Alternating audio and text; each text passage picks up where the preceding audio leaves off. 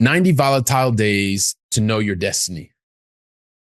Today's conversation is sponsored by the Billy Keels Advisory Program. If you want to learn more about how to make your 9 to 5 optional, just go to billykeels.com/advising. Once again, that's billykeels.com/advising. 90 volatile days to know your destiny. It's one of these things that, as I reflect on my corporate career, right? One that lasted 26 years was awesome. There's really these 90 volatile days that it comes down to for you to know your destiny. Now, this is specifically going to speak to you because you're in the enterprise software sales space or sales leadership space. And even if you're not, this is going to really resonate with you because this is like one of the most important topics in the way that you can think about time and how you're leveraging your time for anyone. So, although I'm going to talk a lot about the corporate life that I had, if you're interested in making sure that you are leveraging your time to the best of your ability, stick around. It's a brief episode and you'll definitely get a lot out of the fact that these 90 volatile days to know your destiny are really impacting you. And so one of the things that I think about, right, because it's at this point, and I don't know when you're listening to this. If you're listening to this when it's released, this is almost 3 years since I exited corporate life. And as I come to the end of a quarter, which literally just passed like less than 48 hours ago, I have these memories that come back to me in the way that I was walking through life and I was living life and I was chasing certain types of goals that other people set for me. You are more than likely in this same type of space because that's why you're here. That's why you keep listening. That's why you keep sharing the episodes with other people, because you realize that you're not alone. That's why I share the stories here, because I want you to know that you're not this anomaly. You're not this person that's out there completely by yourself. There's other people like me who have been through what you're going through now. I just went through it years ago, right? Which is why I'm here to share with you so that you can not waste time. Not that I wasted time, but I could have done things in a lot more efficient manner, which is why I want to share that with you. But just like, as I think about it, and today I'm going to share a story because I used to be this person at the end of a quarter, especially at the end of the third quarter. Now, a quarter is 3 months. So just in case if you're not in the enterprise software space or you're not in the sales space, when I say a quarter, that's 1 to 3 months. And typically in the sales world, your mind is thinking, especially when it's very high value, strategic type of sales, like in the millions or tens of millions of dollars, right? Or euros, which is the world that I primarily played in, even hundreds of millions if you look at it over time. But the deal is that like most people, I was at the end of a quarter, especially going into the last quarter, so think about it on a calendar year, October, November, December, when the large majority of the software sales world, when you are making your end of the year. Some people are on the fiscal year as the calendar year. I don't want to get into too much detail, but let's just imagine the last 3 months, October, November, December. If you're in enterprise software sales, you know what I'm talking about, right? So, but I consistently wanted to be that person who was a top achiever, making big bonus checks. I'm there. I'm part of this exclusive sales group in the company that I used to work for. Some people call it President's Club. Some people call it Winner Circle. Some people call it whatever, but it's the top, the best of the best in terms of a sales organization for these really big companies. And the reality was I wanted to be there, to be seen, to be recognized. And at the same time, it was really about having this, for me, a feeling of being able to consistently perform, to be able to demonstrate that I was someone who was reliable, that I was there. And on the side, yeah, the money part was great, but I just wanted to be seen as reliable, that, when Billy says this is coming in, this is coming in. That was the thing that was really most important to me. And so when you start looking at it, one of the things that will happen is you've got this whole 270 days, like 275 days, more or less, right? Which is the first 9 months of the year, where you're constantly coming up with plans, you're meeting clients, you're doing all of the things that you need to do to move a business opportunity forward. You're aligning executives, you're making sure that the legals are done, that you're doing things in a way that is compliant. A lot of things talked a lot about revenue recognition, or also being able to just make sure that anything that was sold the revenue could be recognized. I don't want to go too much into the weeds, but what I want you to stay with is the concept of you've built the first 9 months to make sure as much as possible that you are in line with corporate's goals for you, right? Because you're building someone else's dream and you want to, you're being compensated for that. You have a role description. That role description says that you must bring in revenue, and you do that, and you want to do that as quickly as possible, right? And the thing is, because nobody talks about this, but because you want more free time, if you can get your entire year done in the first 3 months, you know that you have the next 9 months to do a whole lot of stuff that you want to be able to do with your time. We're going to come back to that. So just kind of put a pin in that for a second. Well, one of the things that I also wanted to mention is that as I'm in this reflective state, if this is the first time that you are here, because this is like one of the most important episodes you'll ever listen to, you want to get more insight as to more about my story, you can go back and listen to episode 435, interview that I did with a great guy named Jerome Myers. He did a phenomenal job, but then that's something that can bring you back to here. So as you are planning these first 270 days and you realize things are moving in the right direction, you now have the next 90 days that you know is going to make or break your year. It's really these next 90 volatile days are really going to help you know your destiny, meaning what's going to happen next year. Are you going to be in that big trip, the one that recognized the top achievers in your sales organization? Are you going to be able to kind of be there at the table with the top executives from the company that want to be there to recognize you? Or are you going to be frustrated and sitting at home figuring out how you can do it next year? So the thing is one of the greatest ways that I started to change the way that I perceived the sales role was I really started, and this is one of the things I want to share with you, is I started not thinking anymore about the sales cycle. I had this, as I was sitting in one of the trainings, this was like the most biggest like light bulb moment for me, was to no longer think about the sales cycle and like what I wanted, but it was to think about the buying cycle, think about the client, think about what they wanted, think about what their day-to-day was. Were they going through a reduction in staff? Were they going through what they call the quote unquote synergies? So that means that they had less money to do the exact same thing.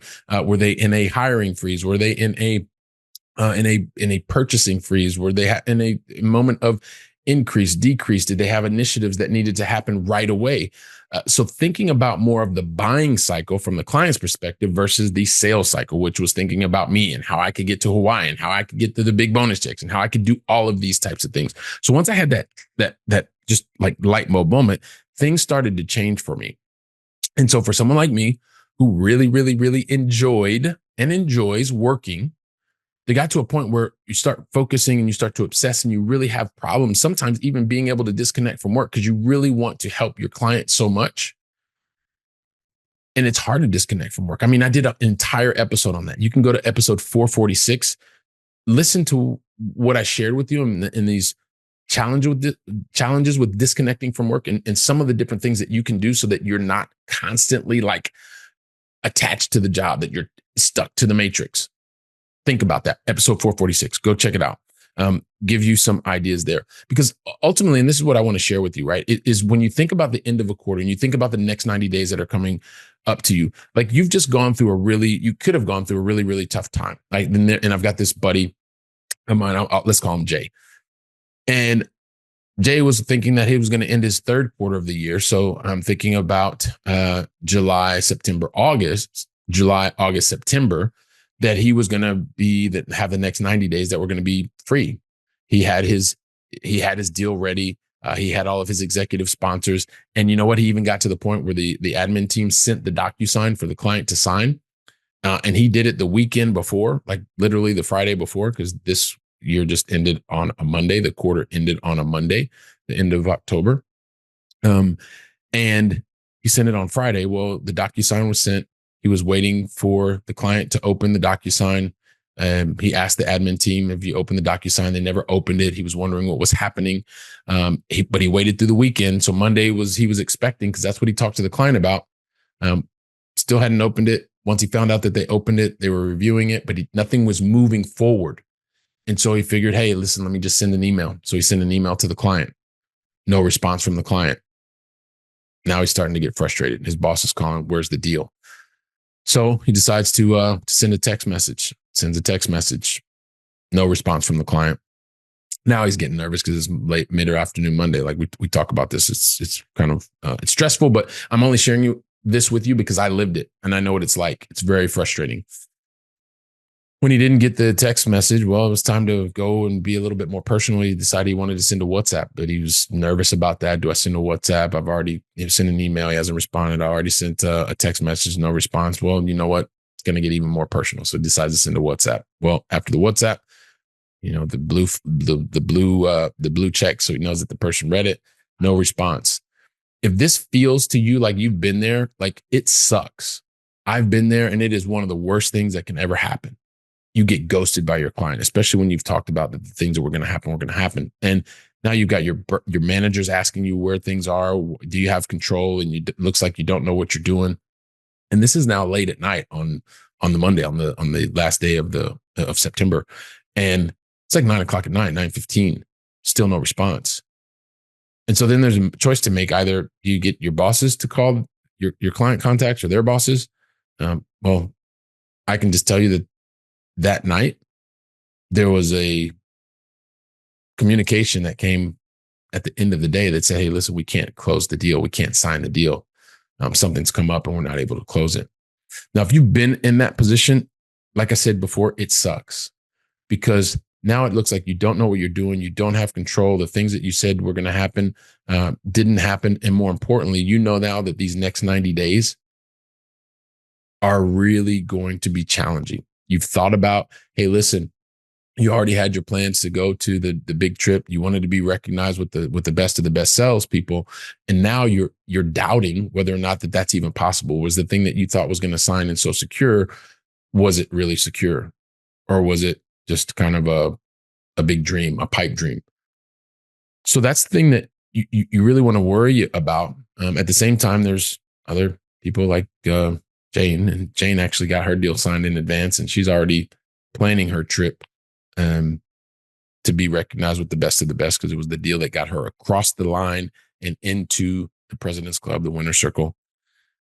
And so it's kind of like a tale of two cities. Like Jay didn't make it, Jane did, but they both have the same problem. And that's the thing that I want to talk to you about. And that's why I say the next 90 days are volatile, because whether you made it or whether you didn't, are you going to continue to focus on just the corporate dreams, the corporate goals, the corporate priorities, or do you have your own? Right? Because for the first 16 years of my 26-year corporate career, it was just, how could I do more for the company?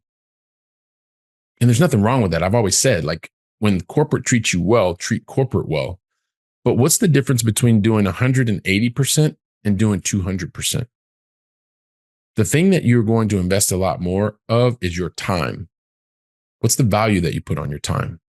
Is there something that you could be doing for yourself, building your own dream, focusing more quality time with family, with friends, building a new skill set, starting that dream business that you've always had, begin to invest in other things that are going to give you more opportunities to create options for yourself, for your life?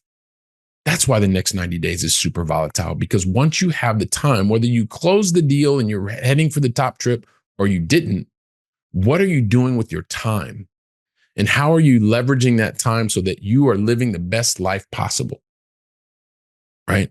I just wanted to illustrate that because, it's one of those things. And if you are at a point where you really feel like there's something in your gut that's telling you that you want to be doing something else, like there's an episode that I did, episode 437, in the 5 surefire signs that you need a profitable side business. Check that one out. Because if you're feeling these like thoughts and these ideas, and you're at this point in your career and you're either ready to go to the big trips or you're not, because you're frustrated because you continue to miss it because things are not aligning, go check that episode out, episode 437. Because at the end of the day, what you want to be able to do is best leverage your time for the things that you want with the people that you want to invest it with when you can invest it. So I know that depending on when you're listening to this, the next 90 days, you've got a lot of decisions to make. But I want to make it really simple for you. What are you doing with your time? How are you best leveraging your time once you've got your corporate roles and objectives accomplished well over 100%, because that's just what you do because you're a top achiever? But what's the difference between 190 and 200% of your target? It's the time that you're using. I'll just give you the answer. So listen, I know the next 90 volatile days are going to really give you the insight to know your destiny. I wanted to take a moment here to reflect. I wanted to give a shout out to, like I said, enterprise software sales execs. Even if you're not, it's what are you doing with the time once you have already accomplished your corporate goals? That's the question. So listen, take today's episode, share it with family, share it with friends. After you share it, most importantly, take the action to get together to talk about the concepts. Figure out what it is that you are going to do to better leverage your time, how you're going to invest it in yourself, in your personal care, in your self-care, moving towards goals and dreams and priorities that you have for your life. You've already built the corporate dreams to the point of almost 200%, right? Or 150, 180, 130, because you're a top achiever. That's just what you do. But take this theory, make it yours, put it into practice, talk to family, talk to friends. And while you're doing that, I'll be here preparing for the next episode. So until then, go out and make it a great day. And thank you very much. Freedom! Today's conversation was sponsored by the Billy Keels Advisory Program. If you're looking to make your 9-to-5 optional and need some help, just go to billykeels.com/advising. Once again, that's billykeels.com/advising.